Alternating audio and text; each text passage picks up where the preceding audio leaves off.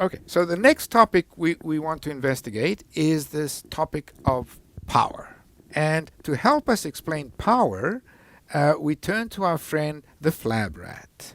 When I first talked about flab rats, a student gave me this picture and said, here is a flab rat. And this is a flab rat eating a little bit of leaf here, and it's not really a flab rat. But anyway, flab rat is fabulous because they are sensitive to weight. And so we can use them in the lab and just measure their weights. So here's a bar chart to describe the weights of a flab rat out in the wild. Not that they're very wild, but still. So we see that 5% weigh 70 units, 10% weigh 80 units, 20% weigh 90 units, and so on. So you can think of a unit of weight as a gram if you want to, but it doesn't have to be. Anyway, so if we put this into our calculator to see what is the weight, we see that the mean is 100 and the standard deviation is 14.5. Let's call that our null distribution. Okay, so that's the null distribution.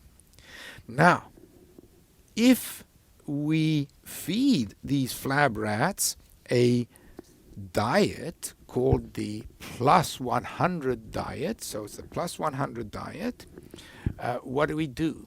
Well, we shift the whole distribution over 100 units. And now the mean becomes 200, but the standard deviation changed a little bit too. So instead of having 5 on the extremities, we've got 7% on the extremities. So the standard deviation becomes 16. Now, here is the problem. We have our labs are all set up so that on our floor, the lab on the left has the flab rats with their natural diet. And on the right, the flab rats are on this plus 100 diet. So they've got the plus 100 diet. And one morning, you come to work and there is a flab rat in the hallway. And you say to yourself, oh my gosh, where did this flab rat come from? Does this flab rat belong in the left lab or in the right lab? So here is your challenge. The challenge is to classify the flab rat.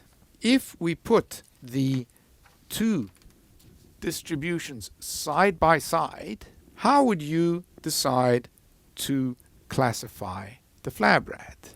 Surely the decision should be made on how much the flab rat weighs. So you can take it, weigh it, and then decide. Now, suppose you use that decision rule.